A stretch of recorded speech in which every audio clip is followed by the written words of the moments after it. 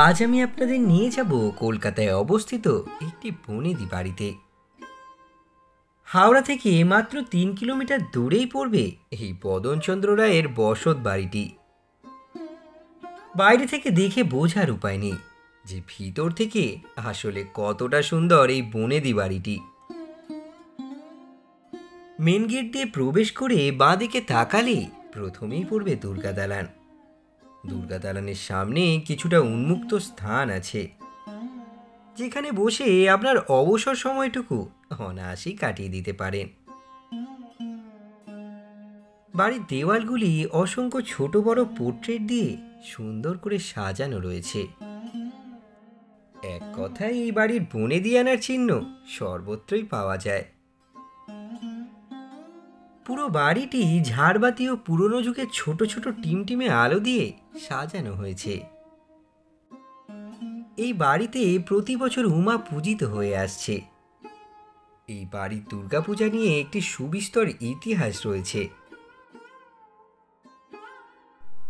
1857 সালে ম্যাকিন্টশ এবং বার্ন দ্বারা একটি প্রাসাদ ঘর তৈরির সময় এই পুজোর উৎস খুঁজে পাওয়া যায়। সবচেয়ে আকর্ষণীয় দিক হলো যে অযোধ্যার একজন স্থানীয় ব্যবসায়ী সুবর্ণ বণিক পাল 1869 সালে এই পুজো শুরু করেছিলেন। তার জনহিতকর কাজের জন্য এবং অনেক দরিদ্র পরিবারকে সাহায্য করার জন্য তিনি রায় উপাধিতে পুরস্কৃত হন। বদনচন্দ্র রায় পরিবারে দুর্গাপুজোর আচার অনুষ্ঠান বাঙালি ঐতিহ্যের গভীরে প্রথিত। প্রতিটি আচার অনুষ্ঠান অত্যন্ত যত্ন সহকারে সঞ্চালিত হয়, যা তাদের সাংস্কৃতিক ঐতিহ্য সংরক্ষণে পরিবারের প্রতিশ্রুতি প্রতিফলিত করে। ষষ্ঠীতে নবরাত্রির ষষ্ঠ দিন বোধনের আচারের মাধ্যমে উৎসব শুরু হয়। পুজোর আনুষ্ঠানিক সূচনা উপলক্ষে পুরোহিতরা দেবী দুর্গার উপস্থিতি আহ্বান করেন। সপ্তম দিন নবপত্রিকা আচার দ্বারা চিহ্নিত করা হয়। 9টি ভিন্ন ভিন্ন উদ্ভিদ দেবীর 9টি রূপের প্রতিনিধিত্ব করে। পবিত্র জলে স্নান করা হয় এবং পূজা করা হয়। অষ্টম দিন দুর্গাপুজোর সবচেয়ে শুভ দিন হিসাবে বিবেচিত হয়। ভক্তরা উপোস পালন করে এবং দেবীর কাছে বিশেষ প্রার্থনা করে।